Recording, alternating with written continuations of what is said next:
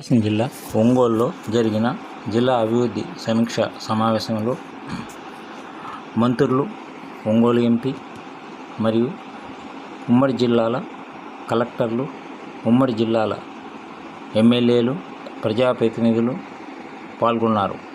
అవకాశం ఉందా? Land to land ఇచ్చి యాక్ట్ ప్రకారం అవకాశం ఉందా? No sir, it is not feasible sir.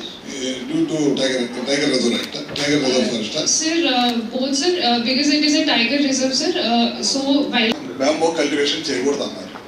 మీకు other than tiger reserve forest area ఉంటుంది కదా, వీళ్ళకి ఉపాధి పోకుండా ఉండటం కోసం అక్కడ మీరు వాళ్ళకి ఉపాధి కలిగించవచ్చు కదా, అక్కడ బ్యాంబో ఏమైనా పెట్టించి. Sir, in my division, the entire area is Juvigunta, Ravidavaripalem villages వాటికి ఆల్టర్నేట్ సోర్స్ కూడా మేము ఇవ్వలేదు. ట్రాన్స్పోర్టేషన్ ఓన్ ట్రాన్స్పోర్టేషన్ చేసుకున్నారు అక్కడ. ఒకటి స్కీమ్ ప్రాబ్లం, అది స్కీమ్ ప్రాబ్లం అంతా కూడా ఆల్టర్నేట్ చేసాము. ఇంకా స్టిల్ 2 విలేజ్ ప్రాబ్లం ఉంది, రావిడవారిపాలెం, జువిగుంట. వాటికి ఏంటంటే మనకు లోకల్ గా కూడా బోర్ వేసా వాటర్ పడలేదు పరిస్థితి. పక్క విలేజ్ ట్రాన్స్పోర్ట్ అక్కడ లీడర్స్ చేస్తున్నారు, అది మీ నోటీస్ లో లేనట్టుంది. Whatever we are asking for the convenience of the public only. So you'll have to find a way for resolving this issue. But this is going on for a long time. Malagaru will tell also executive officer to apply this conservation, whatever is the act and everything. But try to expedite it. Recently also he has conducted our Malagaru a big event there.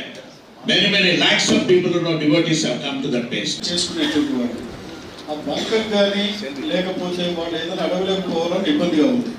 నేను DFO గారితో మాట్లాడితే ఆమె ఏం చెప్పారంటే, transportation చేసిన గ్రామాలు 74 గ్రామాల పైన ఉన్నాయి సార్. ఈ రోజుకి వాటికి ₹1 బిల్లు కూడా ఇప్పించలేదు సార్. ఎంత నెగ్లిజెన్స్గా ఉన్నారంటే అంత నెగ్లిజెన్స్గా ఉన్నారు డిపార్ట్మెంట్. ఎన్ని కూర్చొని ఢిల్లీలో కూర్చొని మనకి ఎక్కడెక్కడ విమర్శలు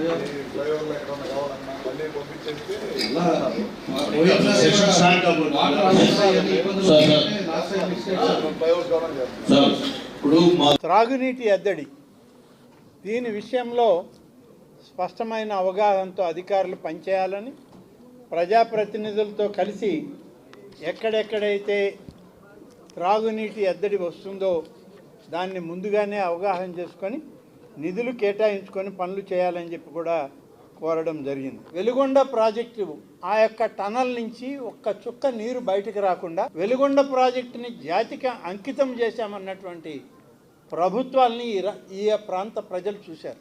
ఇవాళ ఇప్పటికే 2,900 కోట్ల రూపాయలు ఖర్చు పెట్టి 900 కోట్ల రూపాయలు భూ సేకరణకు అందించి ఇంత పెద్ద మొత్తాలు చేసి రాబోయేటువంటి బహుశా సెప్టెంబర్, అక్టోబర్ మాసానికి నీరు విడుదల చేయాలన్నటువంటి కార్యక్రమాన్ని వాళ్ళు షెడ్యూల్ చేసి ముఖ్యమంత్రి గారు పనిచేయడం జరుగుతుంది.